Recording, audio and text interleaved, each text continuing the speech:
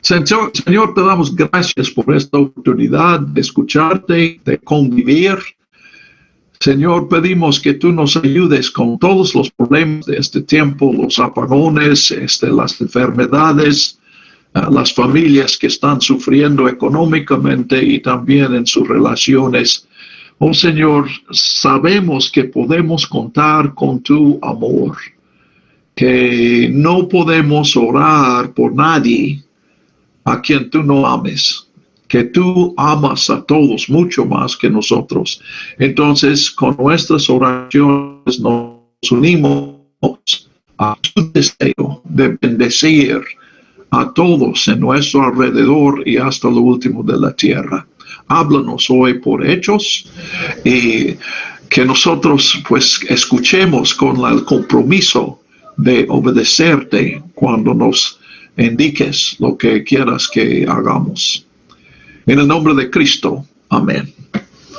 Muy bien, pues en realidad todavía estamos en la historia de Cornelio en el capítulo 11, porque cuando Pedro regresa a Jerusalén, tiene problemas precisamente porque ha llegado la noticia de que él entró en la casa de gentiles y comió con ellos. Noten en el versículo 3, la acusación no es que predique a gentiles, no es que ni siquiera que entre en la casa, sino que comió con él. Algo que ni siquiera leemos en el capítulo 10. Suponemos, Pedro hace un viaje de probablemente un día completo para llegar a Cesarea. Entonces, es inconcebible que Cornelio no le ofreciera nada para comer, pero es lo que les preocupa a los hermanos en Jerusalén. Entonces, pues es, como mencioné hace 8 días, un evento clave. Una conversión, cuando hablé de la conversión de Pedro, entonces lo importante aquí, la barrera no es la incredulidad de los incircuncisos, que es una palabra por los gentiles, sino la barrera es el prejuicio de los creyentes que está en Pedro, y vemos su renuencia desde el principio hasta el fin del capítulo 10. Y todos los líderes, los apóstoles en Jerusalén, los otros líderes y todos los creyentes allí tienen la misma reserva o el mismo prejuicio. Entonces, Pedro se defiende en el capítulo 11, y Lucas aquí usa una técnica para enfatizar la importancia del capítulo 10. Desde el versículo 11:5 hasta 17, Pedro narra lo que pasó en el capítulo 10. Y esta repetición enfatiza que este es un evento de importancia. Por ejemplo, en el mismo libro de Hechos tenemos 2 repeticiones de la conversión de Pablo.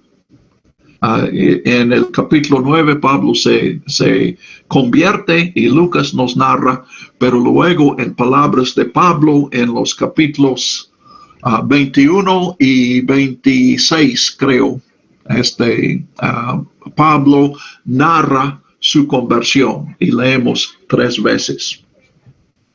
Entonces, Pedro menciona muchos detalles, puede haber mucha repetición en los versículos 5 al 18, pero la conclusión, que de hecho también encontramos en 10, en el versículo 17, en el comienzo en el 15, cuando comencé a hablar, ahora según el capítulo 10, Pedro ya había presentado la mayoría de su mensaje, pero definitivamente fue antes de que Pedro hiciera una invitación, un llamamiento a que ellos acepten a Jesús. Y cabe preguntar que él, pues sabemos que él fue a la casa de Cornelio solamente porque Dios insistió. ¿Por qué Dios le da la visión de los animales 3 veces? Porque sabe que con menos de 3 veces Pedro no va a aceptar ir con hombres que sí comen de lo que venía en la sábana. Y luego cuando llega a la casa de Cornelio, está tan renuente que insulta a los que lo escuchan, diciendo, pues yo jamás entraría en una casa como esta, precisamente porque en una casa como esta se encuentran personas como ustedes. Imagínense un misionero que va a México y dice, yo jamás pasaría mi vida con mexicanos, pero Dios me envió, entonces aquí estoy. Como que no capta mucha simpatía esa actitud. Entonces, pues cabe preguntar si no había venido el Espíritu y si no comenzaran a hablar en lenguas, Pedro les hubiera dicho, este es para ustedes, porque está claro que hasta ese día Pedro no creía que este mensaje era para gentiles. Pero en el capítulo 11, pues no le queda otro. Él está comprometido. Para defenderse a sí mismo, tiene que presentar los argumentos a favor de lo que Dios ha hecho. Entonces, dice en el 11:15, el Espíritu, cuando comencé a hablar, el Espíritu Santo cayó sobre ellos también como sobre nosotros al principio. Y del Señor, Juan ciertamente bautizó en agua, pero ustedes serán bautizados en el Espíritu Santo. Un dicho que encontramos al principio de Hechos, en la boca de Jesús, y también varias veces en los evangelios, Juan el Bautista hace ese contraste. Entonces, Pedro dice 17, así que si Dios les dio el mismo don también a ellos, como a nosotros que hemos creído en el Señor Jesucristo, ¿quién era yo para poder resistir a Dios? Y leemos eso con un grano de escepticismo y decimos, bueno, Pedro, tú te has mostrado muy apto para resistir a Dios. Y probablemente él aceptaría no estoy comparando con Dios porque quiera, sino en contra de mi voluntad. Entonces, al oír estas cosas, se calmaron y glorificaron a Dios diciendo, así que también a los gentiles Dios ha dado arrepentimiento para vida. Y otra barrera está tumbada. Sí, ahora, aquí, Hechos no confirma. Lo que tú estás diciendo me parece lógico. Y sí, pues históricamente podemos decir que ellos podrían pensar eso, porque los judíos se habían dispersado a muchas partes. Desde la conquista por Babilonia en el siglo VI, a principios del siglo VI antes de Jesús, llevaron a la mayoría de los judíos fuera de Palestina.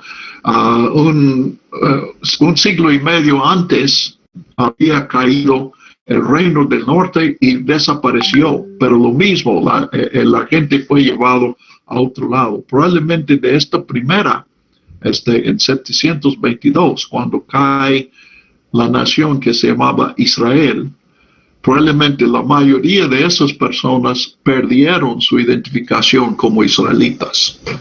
Los judíos, pensamos, fueron más fieles en el destierro, no se perdió tantos de ellos.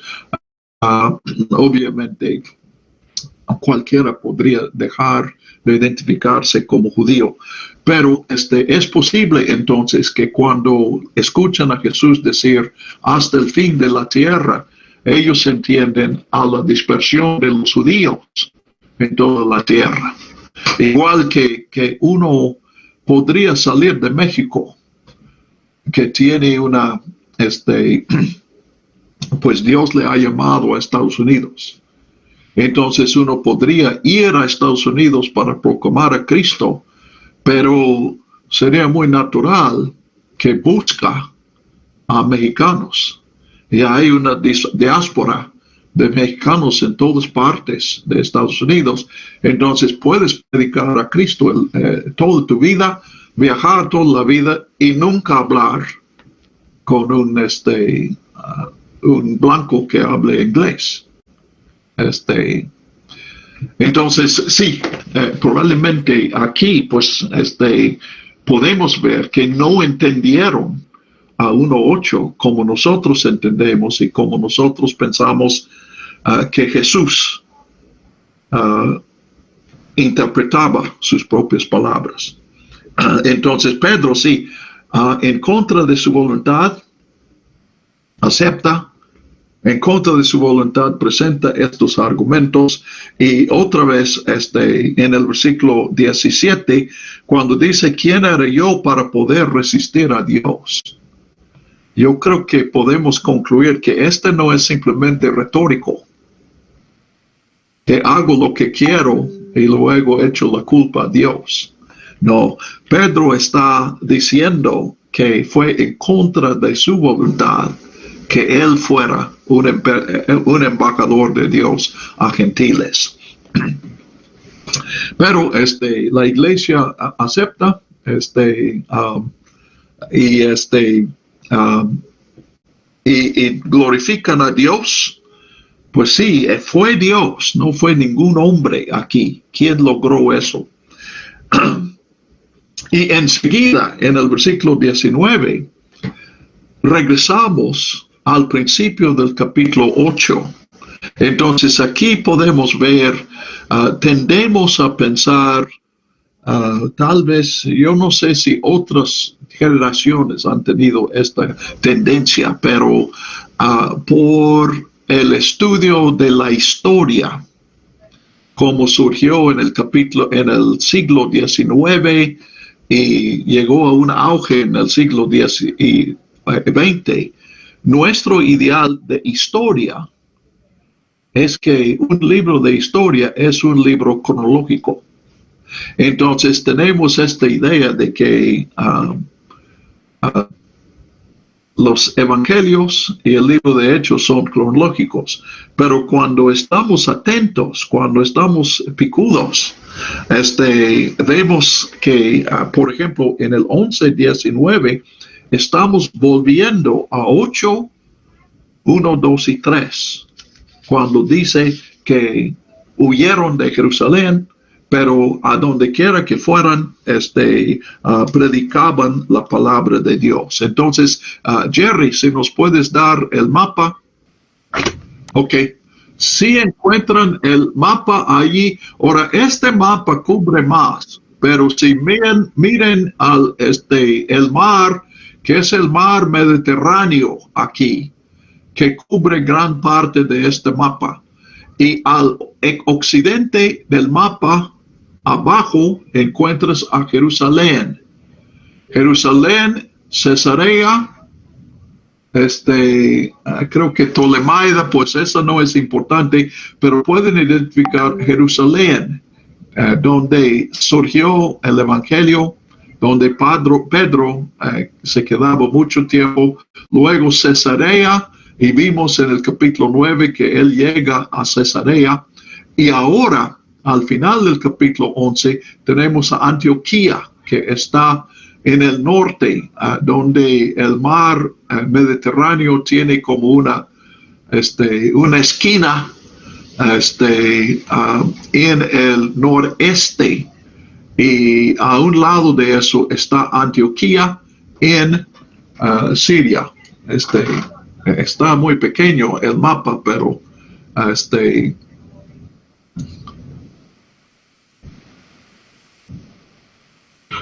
ok.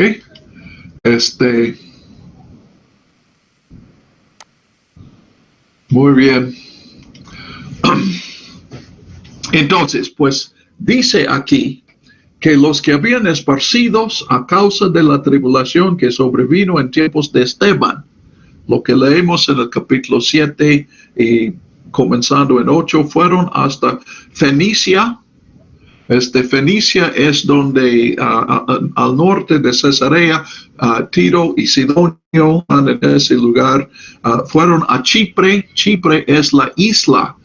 Si ven dónde está Antioquía, si miras por el agua hacia el occidente, llegas a una isla que tiene más o menos la forma de una guitarra, bueno, una guitarra distorsionada.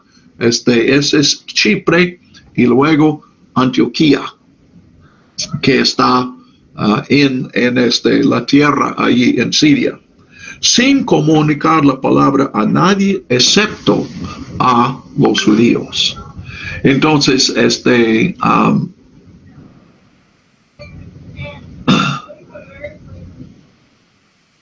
pero en Antioquía sucede algo. Ahora, necesitamos aquí distinguir cuando lo que conocemos de la historia nos ayuda a entender un poco mejor lo que pasa. Cuando salen de Jerusalén y cuando salen de Judea y cuando van al norte de África, Egipto, a Chipre, a Antioquía y todos estos lugares, hay gentiles en todas las sinagogas. Entonces, cuando dice que hablaron a judíos, pues aquí sería natural que hablan en las sinagogas. No estoy diciendo que no tengan conversaciones pero, privadas, pero donde encuentran a un grupo de judíos para de Pedro, ese es nosotros. Este es el líder de la iglesia y no está entendiendo. Dios, Lucas nos está diciendo, las barreras al evangelio no están solamente fuera de la iglesia. Las barreras de distancia, la barrera de cultura y de idioma, la barrera de persecución. Pero en la iglesia también hay barreras. El pecado, la falta de visión o simplemente la torpeza, que estamos durmiendo cuando Dios quiere que estemos predicando el evangelio. Entonces dice el versículo 9, y habiendo salido le seguía, o sea, Pedro al ángel, y no comprendía que lo que hacía el ángel era realidad. Entonces pasan la primera guardia, la segunda. Entonces aquí tenemos guardias que están encadenados a Pedro, serían dos, una a cada lado. Y luego hay guardias en la puerta, llegan a otra puerta y ahí también hay guardias. Y finalmente llega a la puerta de la calle. Y el ángel todavía acompaña a Pedro media cuadra. Nos da la impresión que si el ángel lo deja en la puerta de la cárcel, que Pedro no va a saber si debe salir o debe volver a entrar para terminar su sueño. Entonces, yo veo aquí el humor de Lucas. Entonces, que hay de historia en eso, pero dicen que en Texas pues sufren mucha sequía, especialmente en la parte oeste de Texas. Y dicen que en un pueblo la sequía llegó a ser tan fuerte que la iglesia invitó a la comunidad a unirse para orar pidiendo de Dios lluvia. Y la noche del culto de oración llovió y por lo tanto cancelaron el culto.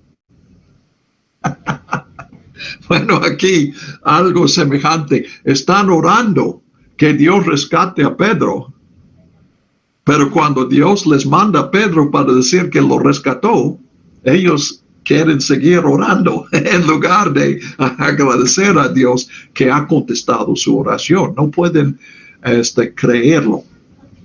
Creo que también nosotros muchas veces oramos sin la fe de que Dios vaya a hacer lo que pedimos, pero Dios honra aún la fe de un tarugo y contesta nuestra oración. O como otro que escuché, porque las organizaciones misioneras piden a los niños y niñas, consiguen direcciones de misioneros y dicen, todos vamos a mandar una carta a un misionero, pero ustedes no deben esperar que el misionero está muy ocupado, entonces no tiene tiempo para contestar a tu carta, pero escribe una carta diciendo al misionero de que estás orando por él y se la mandaremos. Entonces un niño escribe, yo soy Juanito, estoy orando por usted, pero no espero ninguna respuesta. Pues aquí no esperaban ninguna respuesta de Dios. Entonces, pero Dios rescató a Pedro. Pues, y noten aquí también, el milagro no es una garantía que ya podemos hacer lo que queremos. Aquí, cuando Dios rescata a Pedro, Pedro esa noche salió, él no se quedó en la casa de los hermanos, sino fue a un lugar para esconderse y yo supongo que al otro día cuando abrieron la puerta de la ciudad, él salió de la ciudad. Entonces, no, la protección de Dios no es para que presumamos, sino que Dios quiere que espera que también nosotros tomemos las medidas. Debemos como cristianos orar que Dios nos salve de la pandemia, pero también como cristianos debemos usar cubrebocas. La cubrebocas es la provisión de Dios y la vacuna también cuando tengan la oportunidad. Entonces, pues en la mañana mandan sacar a Pedro para la muerte y Pedro no está ahí. Y imagínense la confusión en la cárcel. Los dos guardias allí, pues allí están ellos, cada quien con una cadena, porque estaban encadenados a Pedro, pero Pedro no está allí. Entonces, Herodes hace la investigación y cuando nadie puede dar cuentas de Pedro, entonces 4 de los guardias pierden la vida. Vivimos en un momento, en un mundo de injusticia y aquí me llama la atención que la misericordia de Dios para uno produce muerte para otros. Entonces, no es algo que no podemos poner reglas en cómo obra Dios. Simplemente tenemos que agradecer a Dios la misericordia cuando Dios da la misericordia y cuando nos toca sufrir, pues este es el trato. Cristo murió por mí y por ti, y si tenemos la oportunidad de agradecerle poniendo nuestra vida, pues debemos procurar hacerlo con gratitud. Probablemente gratitud mezclada con temor y con mucha tristeza, pero sí gratitud aún en eso. Entonces, pues, versículo 18, pues una cosa que quería mencionar, ya mencioné este versículo, pero noten en el 18 dice, cuando se hizo de día hubo un alboroto no pequeño entre los soldados sobre qué habría pasado con Pedro. Este se llama lítote. Lítote es lo que corresponde a hipérbole. Supongo que varios conocen la palabra hipérbole. Hipérbole es una exageración no para engañar, sino para énfasis. Por ejemplo, tu mamá dice, te he dicho 1000 veces. Pues no es para que tú digas, mamá, la verdad solamente me dijiste 6 veces. Ella sabe que no fue literalmente 1000 veces, pero está enfatizando que ya debes entender lo que dijo. Pues lítote es lo mismo, pero en lugar de exagerar es minimizar. Por ejemplo, aquí un alboroto no pequeño es un alboroto grande. A lo mejor algunas versiones dicen grande aquí.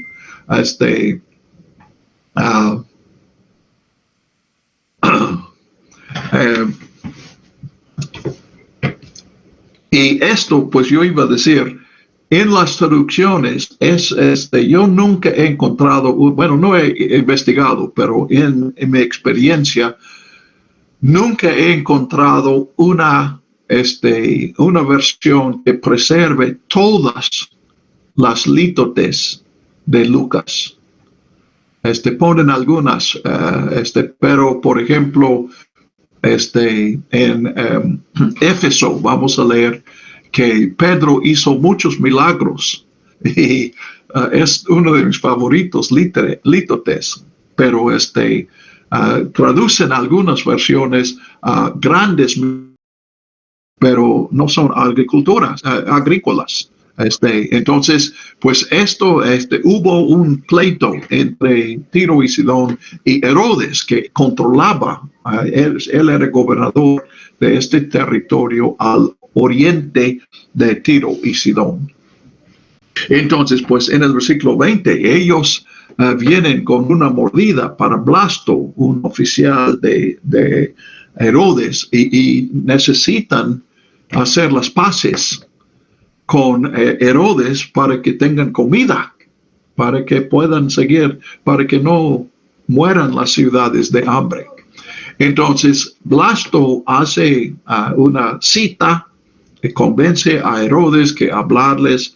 Entonces, Herodes acude a la cita y está arengando. Él no viene para negociar, viene para arengar. Entonces, él está proclamando y los representantes de Tiro y Sidón aquí lo que necesitan es comida. Entonces ellos dicen, oh, esta no es la voz de un hombre, es la voz de un Dios. Y aquí Lucas asocia eso con la muerte de Herodes, porque Herodes acepta esa, pues en realidad es puro piropo, pero él acepta como verdad que él habla como un Dios o que él es un Dios. Entonces hacen las paces y para Tiro y Sidón esta entrevista o reunión logra el propósito que tienen. Pero para Herodes es un desastre porque él por su soberbia es atacado por Dios. Y dice 23, de repente le hirió un ángel del Señor por cuanto no dio la gloria a Dios y murió comido de gusano. Uno dice, echa mano de algunos de la iglesia para maltratarlos. Entonces puede haber otras muertes, pero el más prominente que muere es Jacob. Y se menciona aquí por el contraste que también es enseñanza para nosotros. ¿Quién fue más fiel al evangelio? ¿Jacob, quien murió, o Pedro, quien fue rescatado de la muerte por Dios.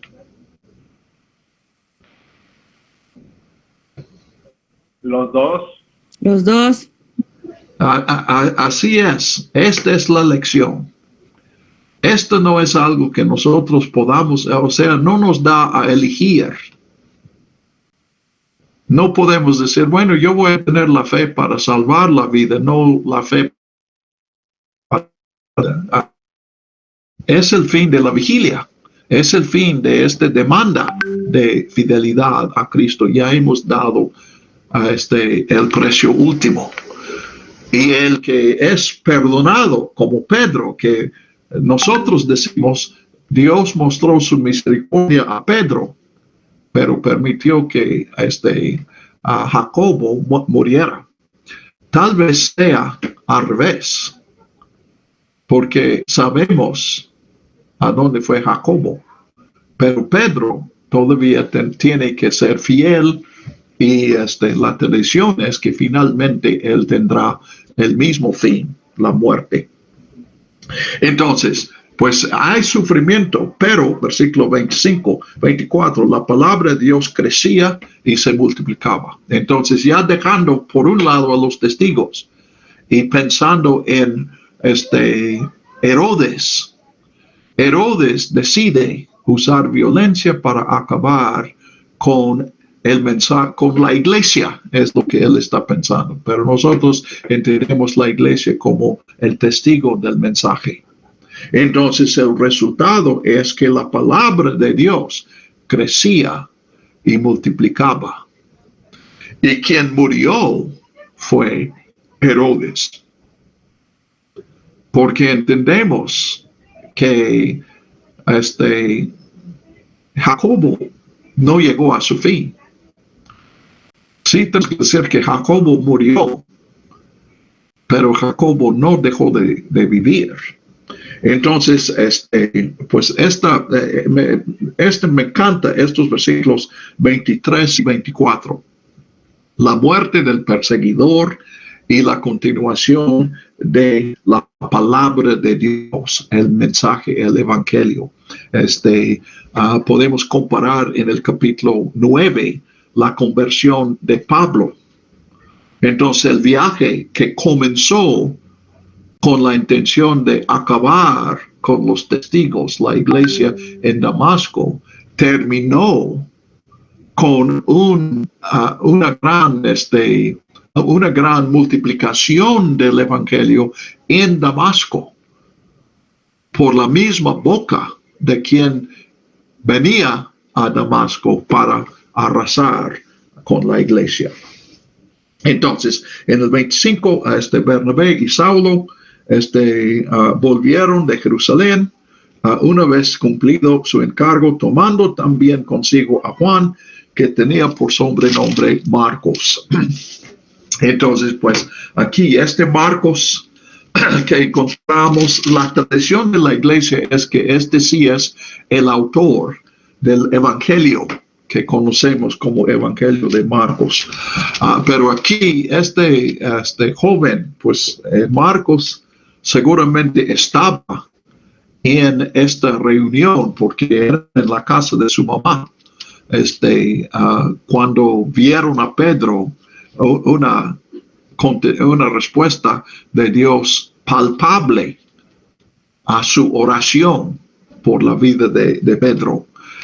Entonces, pues, él decide que es tiempo de ir a un lugar con más, más potencial que la casa de su mamá. Hola Ángeles, qué gusto que pudiste volver a conectarte. Sí, hermano. Y Melanie, bienvenida. Oscar, ya te mencioné. Jerry, de nuevo, bienvenido. Entonces, ya consigo a Marcos y vamos a ver que es importante esto porque Marcos va a ser parte del equipo que en el capítulo 13 sale de Antioquía. Ahora, aquí En el capítulo 13 tenemos dos ciudades de Antioquía.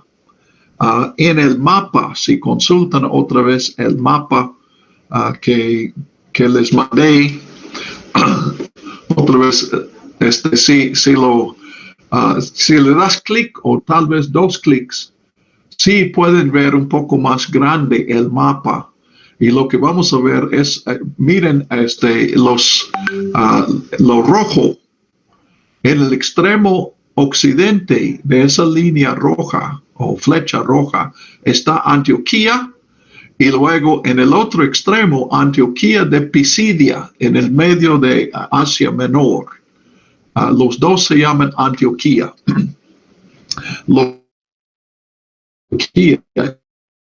Antioquía está sobre el río Orontes, pero la puerta, los barcos no pueden llegar a Antioquía, llegan a Seleucia. Pues Seleucia fue originalmente la esposa del creo que el primer Antíoco. Entonces, Seleucia, Antioquía, pues son los nombres que dan a estos.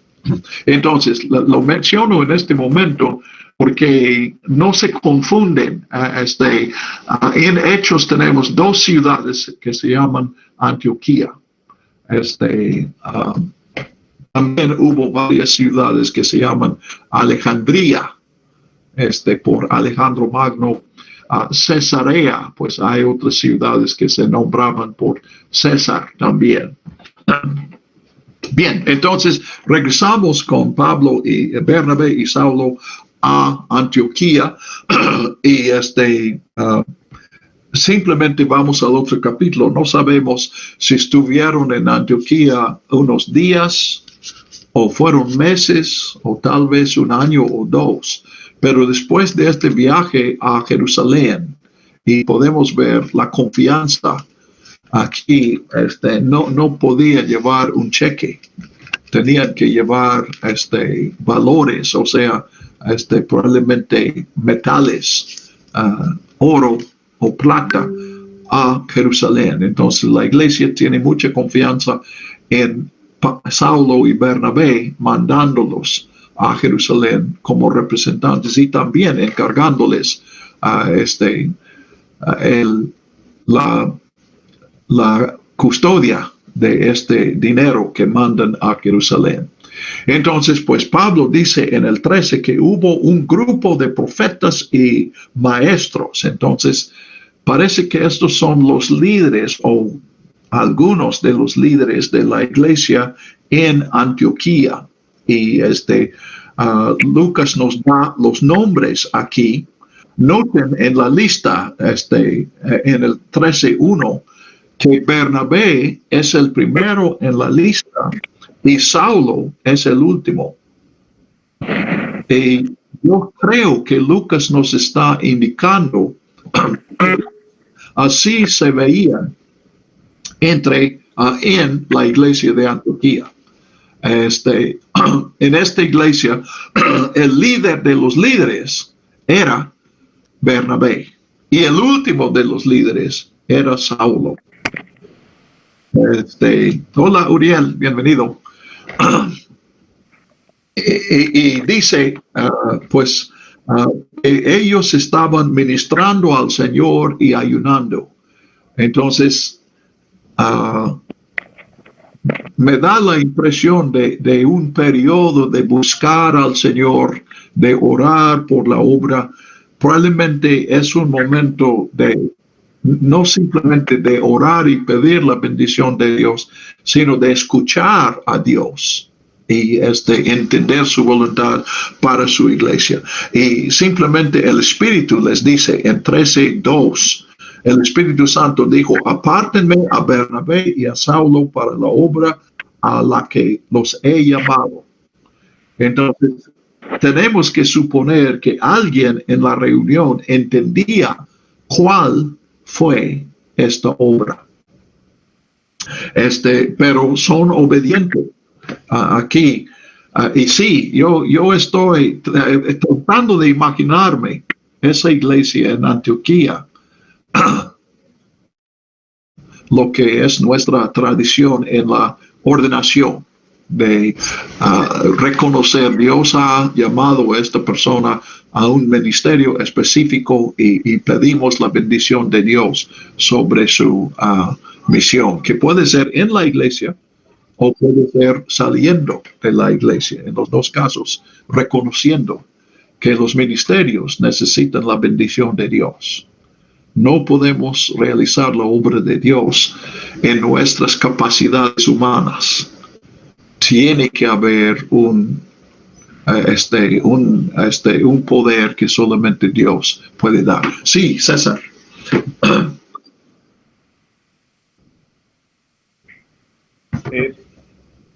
Bueno, de momento me limitaré a preguntar poco, pero tengo una pregunta respecto a el versículo 2 del capítulo 13. Dice, mientras ellos ministraban al Señor y ayunaban, el Espíritu Santo dijo, apártenme a Bernabé y a Saulo para la obra a la que los he llamado.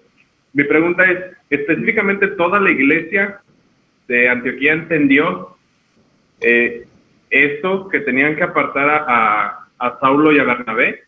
¿O solamente fue, en este caso, quizás los líderes o las personas que estaban orando? Porque en general noto que Hechos pareciera más que es tomado como, no sé cómo decirlo, que el parteaguas para que las iglesias decidan tanto doctrinas, prácticas, y demás. Pero mi pregunta es, ¿si toda la iglesia lo entendió o solamente fueron algunos pocos que estaban orando o que eran los líderes de la iglesia de Antioquía? Ok. Ahora, para contestarte, necesitamos entender la naturaleza del escrito que tenemos en general en la Biblia. Y regularmente en la Biblia, por eso la Biblia se asemeja a las novelas. Obviamente lo segundo, pues puede variar. Tú puedes completar de una manera y yo de otra, pero debemos distinguir lo que está diciendo. Entonces, lo que sí podemos leer, según aquí, o sea, son dos, menciono estos dos porque ahorita voy a decir, uno es lo que yo entiendo que Lucas está diciendo. Y eso es que la reunión en que se llega, que se escuche el evangelio, al Espíritu, son de estos líderes. Entonces, no fue toda la congregación. Y tampoco era simplemente Bernabé y Saulo, que dicen, Dios nos está llamando y quieren el apoyo de ustedes. Sino que Dios está diciendo a estos 5. Ahora, la parte mía, mi suplemento necesario para entender eso, yo digo, ¿quién está enviando a estos dos? Es la iglesia. Y yo veo dos posibilidades. Una es que la iglesia escucha el reporte de esta reunión y dicen, oh, esto también es lo que Dios nos estaba diciendo a nosotros. Una segunda posibilidad es que los líderes dicen, esto es lo que Dios nos dijo. Y la iglesia dice, bueno, tenemos confianza en ustedes. Entonces, si Dios les ha dicho esto, confiamos que es la palabra de Dios para nosotros. Ahora puedes ver, estos son dos extremos. También puede ser una combinación de los dos, algo entre los dos. Pero sí, fueron enviados por la iglesia, no por 3 otros líderes. Pero el autor no está hablando de una reunión de la iglesia, está hablando de una reunión del liderazgo o de esta. Puede ser que estos 5 no son todos los líderes de la iglesia. ¿Ok? Pero finalmente,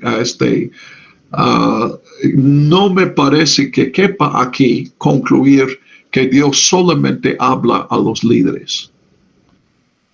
Y aquí, pues, mi experiencia en particular, la naturaleza del Evangelio, el interés que Jesús dice, y Lucas también comparte con Jesús en los insignificantes, en los que se piensan como los seguidores, gentiles y no judíos, mujeres y no hombres, etc. Lucas se interesa en eso. Entonces, decir aquí que Lucas está diciendo que quienes son Dios me ha dicho, entonces tenemos que hacer eso.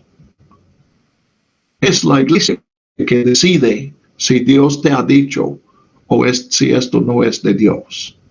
Porque yo me puedo equivocar. Entonces, finalmente, la iglesia va a tener, pues, el Espíritu. Si el Espíritu me dio este mensaje, entonces el Espíritu va a inspirar a la iglesia a ver que es un mensaje para ellos. ¿Ok? Y yo creo que sí, aquí Pablo sale con el apoyo de la iglesia. La segunda vez que sale, Lucas dice eso específicamente, pero creo que se entiende aquí.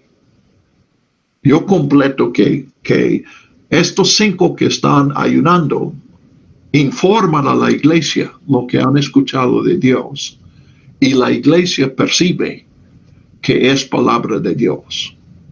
Y creo que en cierto grado piensan que es palabra de Dios porque ellos han tenido la misma inquietud. Y en cierto grado es porque son líderes en quienes tenemos confianza. Eso es lo que comisionamos, que ellos buscaran la voluntad de Dios. Entonces vamos a escuchar lo que dicen y vamos a hacerlo. ¿Ok? Entendido. Luego pregunto más cosas. Ok. Muy bien.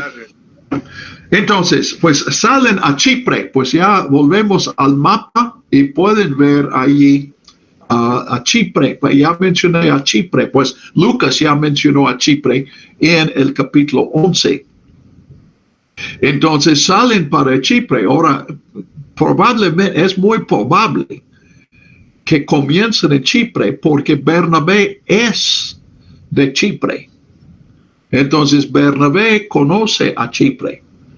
Nosotros sabemos que Pablo vivió un tiempo en Tarso, fue niño en Tarso, pero también sabemos que gran parte de su educación sucedió en Jerusalén. Entonces, Pablo había visitado a Chipre, pues no sabemos. De hecho, no es importante realmente, pero no creo que sea coincidencia que la misión, lo que dice aquí simplemente 2, o sea, es sugestiva cuando Lucas nos escribe: apártenme a Bernabé y Saulo para la obra a la que los he llamado. Este es un mandato que no pueden obedecer en los términos que leemos aquí. Para obedecer, tienen que saber cuál es esa obra. Cuando menos Bernabé y Saulo tienen que saber cuál es la obra a que Dios los ha llamado. Y pues creo que no es casual que la obra es evangelizar a Chipre, donde Bernabé había pasado gran parte de su vida. Entonces van enviados por el Espíritu Santo. En el versículo 4, noten que se repite aquí también para enfatizar que esta es una iniciativa del Espíritu Santo. ¿Y cuántas veces hemos visto esto en Hechos? El evangelismo no es un proyecto humano. El evangelismo es un proyecto de Dios en el cual Él nos permite colaborar. Entonces, no somos socios del Espíritu, somos siervos del Espíritu para cumplir sus mandatos. Entonces van a Seleucia y navegaron hasta Chipre. Entonces pueden ver en el mapa, ya mencioné Seleucia, donde comienza esta este viaje en el rojo, la línea roja, y van a Chipre y cruzan a Chipre desde Salamina y llegan en el versículo 6 a Pafos. Creo que estos dos están. Déjenme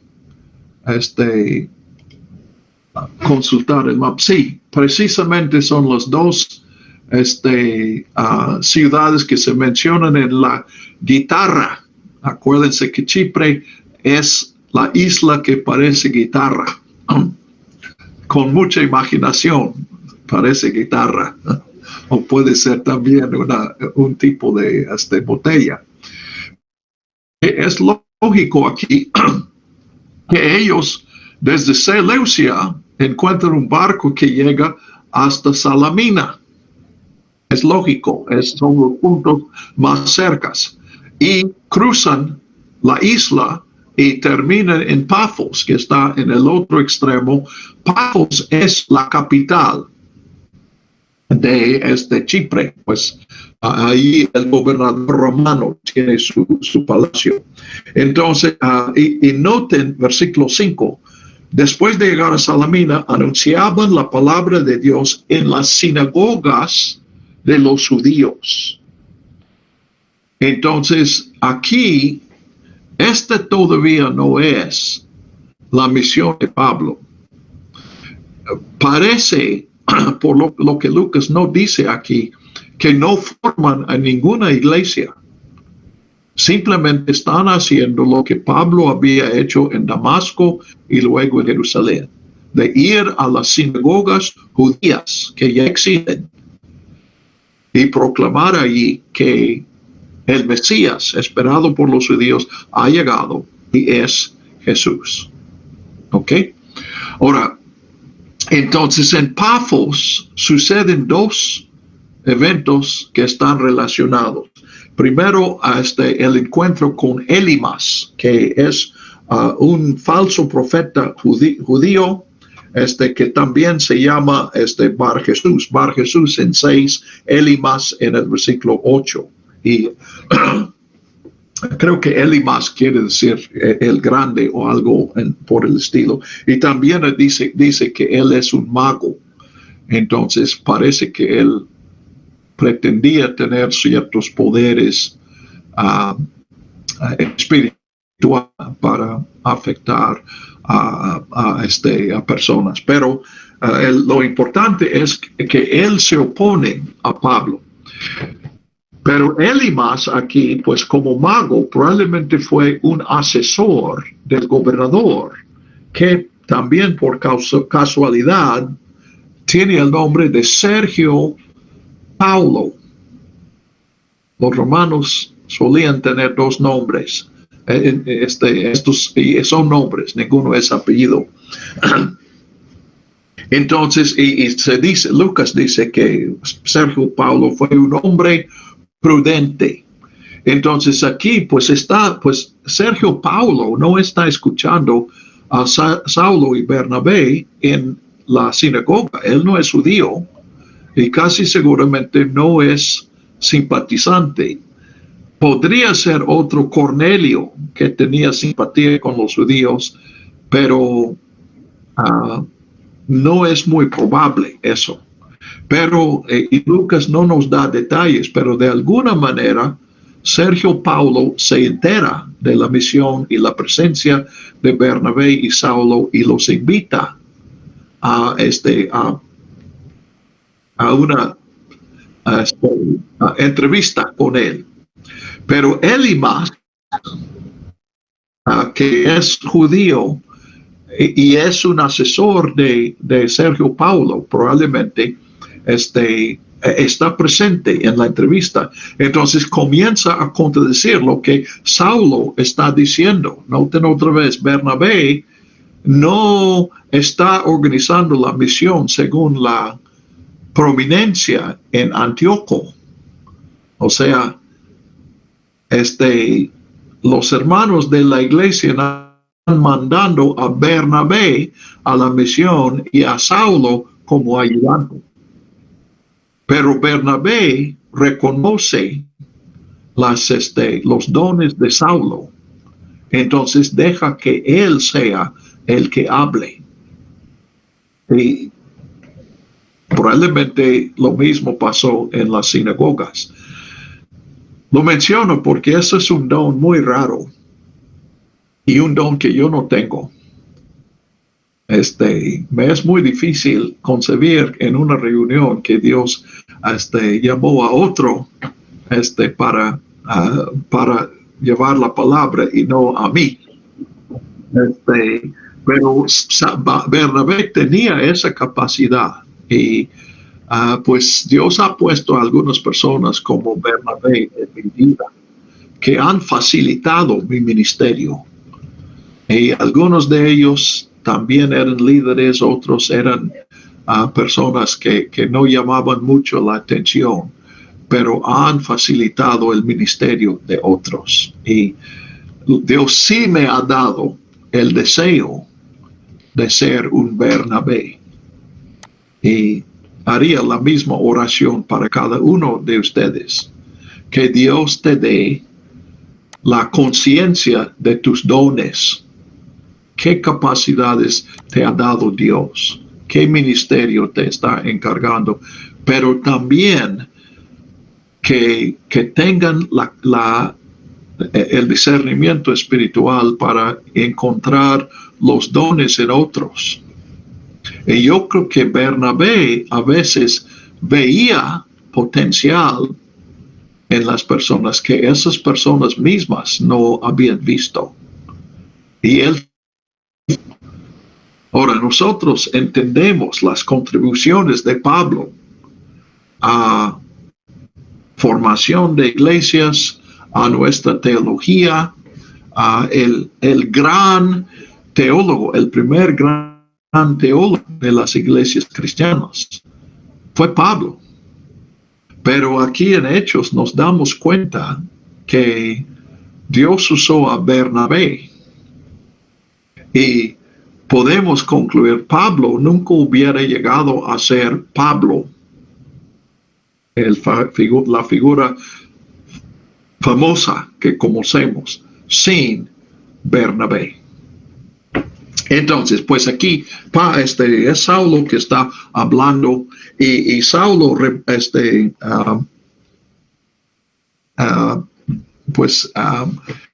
refuta. Bueno, Elimas quiere refutar a Pablo, pero Pablo y es un poco irónico también, porque un mago supuestamente tiene mucha sabiduría y probablemente tiene, cuando menos eventualmente, poderes esotéricas. Pero quien por poder espiritual lastima al otro es Saulo a Elimas. Y Elimas es el que queda ciego por un tiempo y está totalmente, pues se ve en el conflicto de poderes. Es el poder detrás de Pablo que muestra su superioridad a las pretensiones de Elimas. Y eso hace una gran impresión sobre Sergio Paulo. Y versículo 12. Al ver que lo que había sucedido, el procónsul creyó, maravillado de la doctrina del Señor. Ahora, son unos cuantos versículos aquí, pero cuando analizamos, vemos que aquí es otro evento clave, en cierto sentido, a nivel de lo que pasa en la casa de Cornelio, porque se ve aquí, o sea, vamos a considerar otra vez cuál es la misión. Parece que Saulo y Bernabé solamente visitaban a las sinagogas. En Chipre hay muchos judíos. Probablemente algunos de estos judíos son conocidos de Bernabé, porque él es de Chipre. Entonces les dan el mensaje de Jesús, el Mesías que murió por el pueblo, y están desarrollando este mensaje. Yo creo que Pablo está formando su doctrina. Pero algo pasa en Pafos y no tenemos por qué pensar que Bernabé y Saulo buscaran al procónsul romano. Entonces probablemente fue Sergio Paulo que quería escucharlos y los invita a visitarle y predican el evangelio y él se convierte. Ahora, ellos habían visto a otros gentiles convertirse en Antioquía, pero creo que Dios les está enseñando que la misión es otra.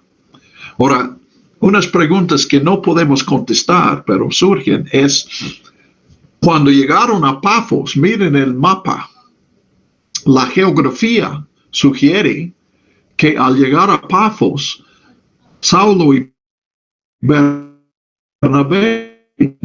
acabaron la misión y que probablemente su intención fue regresar de allí a Antioquía para dar este informe de su misión.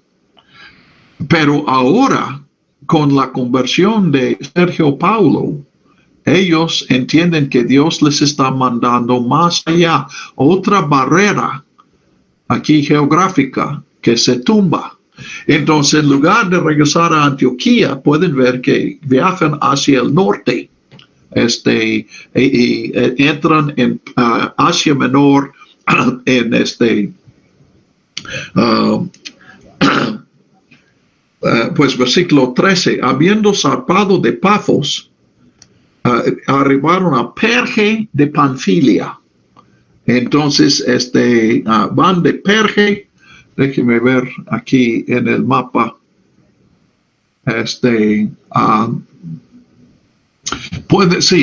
llegan a Atalia, si pueden ver, o Atalia, llegan a Atalia, y de allí van a Perge y de allí a Antioquía de Pisidia.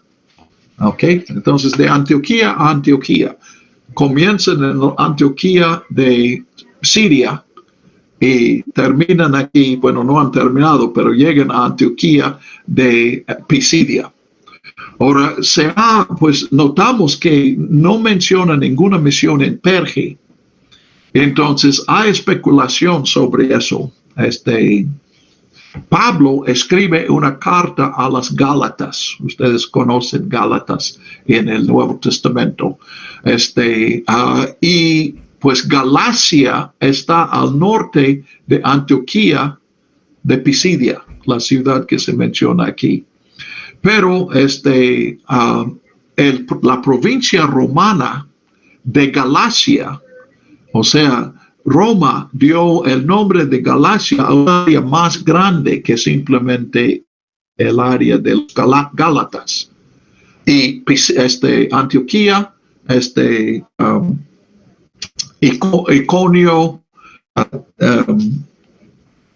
se me están escapando los nombres aquí, Iconio, Derbe, y hay uno más que comienza con T. No, es Listra, no es T, es Listra. Estas ciudades son parte de Galacia. O sea, no son de los Gálatas, pero sí son parte de la provincia romana de Galacia. Entonces, ¿por qué menciono eso? Porque en Gálatas, Pablo dice, ustedes saben que yo los visité por primera vez a causa de una enfermedad física.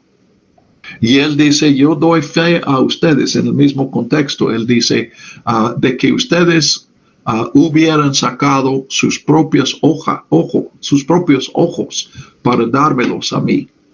Bueno, entonces hay muchísima especulación aquí. Primero, algunos piensan que la carta a las Gálatas fue escrita a los Gálatas, que estarían al norte de Antioquía de Pisidia, en Asia Menor, al norte. Otros piensan que la carta fue escrita a las iglesias que leemos en los capítulos 13 y 14 aquí, estos cuatro: Antioquía, Listra, Derbe e Iconio. Y bueno, ¿y cuál fue la enfermedad? Gálatas menciona los ojos, pero también algunos piensan que tal vez Pablo padecía de paludismo. Y el paludismo, pues, se agrava cuando uno está en un área de humedad y de calor. Entonces, Antioquía está sobre un planicie, algo semejante con la alta planicie de México, que incluye la Ciudad de México, Pachuca, Querétaro, San Luis Potosí y otras ciudades. También Nextlalpan es parte de eso, un área templada donde no hace mucho calor. Perge, estando en el mar, habría mucho más calor, y también allí hay humedad, y puede ser que Pablo fue atacado por malaria o paludismo ahí, y por eso no hicieron un ministerio. Dice que al regresar en el capítulo 14 predicaron la palabra en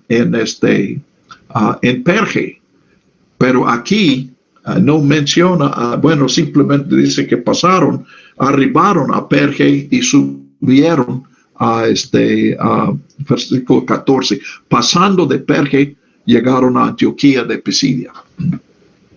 Entonces, pues, ¿por qué tanto acerca de eso? Bueno, lo que realmente estoy especulando es cuando dice aquí, en el versículo 13, pero Juan se separó de ellos y se volvió a Jerusalén.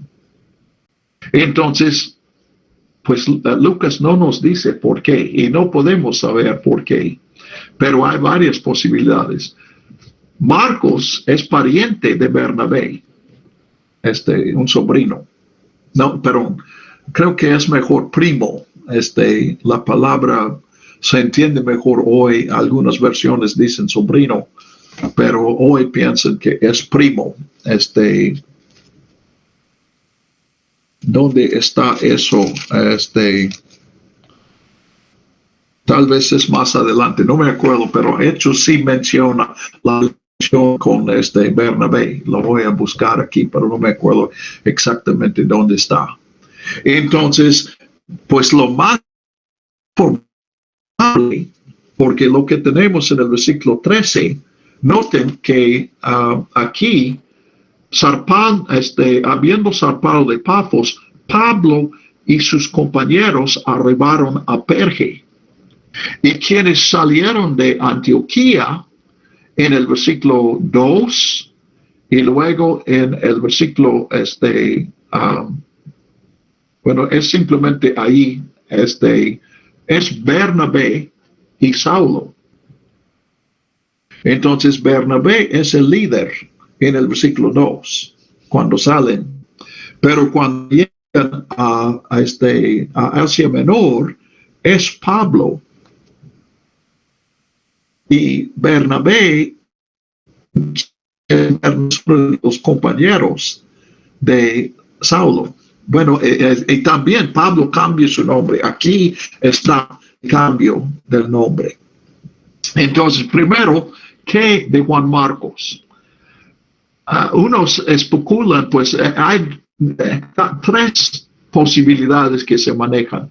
Uno es que Marcos entendía que la misión era a Chipre, y cuando se extendió, él no estuvo conforme y regresó a Jerusalén, regresó a su casa.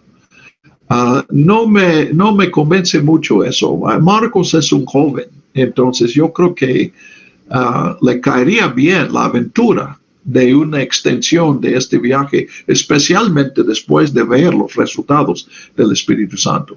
Una segunda que se manejan es que cuando se enferma Saulo, eso espanta a Juan Marcos. Y aquí, pues, Saulo, Pablo y Bernabé entienden los riesgos, pero Marcos apenas está enfrentando eso y se espanta y regresa a su mami. La tercera, yo creo que es la más probable y puede haber una combinación de esos, pero yo creo que siendo pariente de Bernabé, lo que más disgustó a Marcos fue el cambio de líder. Entonces, cuando él entiende que ahora el líder de esa misión es Pablo, no le cae bien eso. Tal vez él se ofende porque él piensa, Bernabé probablemente es más grande y le parece, pues se me hace que en este momento Marcos y Pablo no se llevan muy bien. Un contraste con Bernabé y su humildad. Yo creo que Bernabé está totalmente contento con el cambio de liderazgo. Bueno, esa es principalmente especulación. Pueden ver que los datos que nos da Lucas son pocos, pero sí estimulan mucha especulación, estimulan preguntas que Lucas no contesta. Y aquí, César, cuando hablaba antes de tu pregunta, debemos distinguir, no vamos a estar siempre de acuerdo, pero debemos preguntarnos cuáles son las preguntas que Lucas quiere que contestemos y cuáles son las preguntas que Lucas quiere que queden pendientes. Y creo que Marcos es una pregunta que queda pendiente. No debemos contestar eso. Yo creo que principalmente lo que Lucas quiere dejar en claro es el contraste con Bernabé. Quien tiene más razón de resentir la prominencia de Pablo es Bernabé. Bernabé es más grande, es más maduro o tiene más años como cristiano. Y fue Bernabé que patrocinó el ministerio de Pablo, tanto en Jerusalén, capítulo 9, y ahora en Antioquía. Pero Bernabé es fiel a la misión. Y probablemente Marcos muestra algo de inmadurez. No es una crítica de Marcos, pero sí resalta la madurez de Bernabé. Ahora, lo segundo es lo de nombres. Entonces, creo que no es casualidad, y varios no piensan que es casualidad, que el nombre que Saulo toma es el nombre Paulo. Ahora, en nuestras traducciones leemos Sergio Paulo, y luego en el versículo 13, Pablo. Pero esta es una diferencia solamente de traducción. En el original es el mismo nombre, Pablo y Paulo. Son dos maneras de decir el mismo. Entonces, yo creo que aquí, esta conversión de un gentil, cuando Bernabé y Saulo están cumpliendo una misión a los judíos, indica a Saulo que Dios le ha llamado a los gentiles. Puede haber otros momentos que Pablo menciona. En Gálatas 2, él menciona que los discípulos apóstoles en Jerusalén aceptaron que Pablo fue designado el apóstol a los gentiles, las naciones. Pero aquí yo creo que también es un momento de eso. Y por lo tanto, Saulo decide que si él va a predicar a gentiles, debe tener un nombre gentil y no judío. Saúl, el rey Saúl de Israel es realmente judío. Entonces él toma el nombre Pablo para ministrar. Yo, de hecho, hice lo mismo. No creo que yo haya contribuido lo que Pablo, pero cuando menos le invité en eso. A mis padres me pusieron el nombre oficial Richard, pero se molestaban si mis maestros me llamaban Richard, porque ellos consideraban que mi nombre es Dick, como uno que pone a su hijo Francisco, pero siempre le dicen Paco. Y si alguien dice Francisco, dice, no, se llama Paco. Entonces, cuando fui a México, pues tomé el nombre Ricardo, que es el equivalente. Y es interesante. Son cosas, no son cosas trascendentales, pero los detalles que enriquecen la vida, que luego muchos mexicanos me aceptan como Ricardo y me dicen Ricardo. Pero aquí y allá hay uno que tiene cierto conocimiento del inglés o de Estados Unidos y muestran su conocimiento llamándome Richard. Y bueno, pues atinan en mi nombre legal, pero nunca ha sido mi nombre. Nadie me ha llamado jamás Richard. Bueno, entonces ya estamos viendo a Pablo y no a Ricardo ahorita. Entonces llegan a Antioquía y el resto de este capítulo, se nos acabó el tiempo, pero este es el primer sermón que tenemos de Pablo. Tenemos en el capítulo 2 el primer sermón de Pedro, en Pentecostés, en Jerusalén.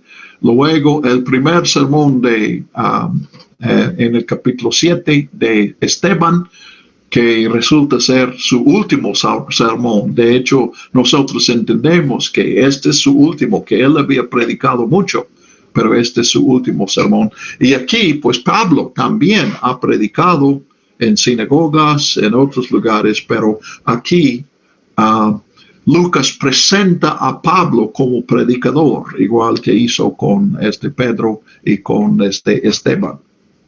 Entonces, dentro de 15 días, pido una disculpa de ustedes. La próxima semana voy a estar en un curso intensivo en Lomas Verdes y necesito pedirles permiso para que suspendamos un jueves. Entonces, de hoy en 15, creo que es como el 2 de marzo, pero es el primer jueves de marzo, consideraremos este sermón de Pablo. Pero cuando menos le hemos llegado a este lugar y estamos viendo barreras aquí también. Muy bien, ¿alguna pregunta? ¿Alguna duda, comentario? Melanie, no vemos tu cara, pero gracias por acompañarnos. Ya ha llegado Eliezer, que bueno, ahí con Tere. Pues como siempre, algunos han aprovechado, me gustaría que fueran muchos más, que aprovechen el grupo de WhatsApp para hacer alguna observación, alguna pregunta, una duda. Me gustaría, especialmente ahora que vamos a estar 15 días, me gustaría que ustedes aprovechen para que mantengamos el contacto.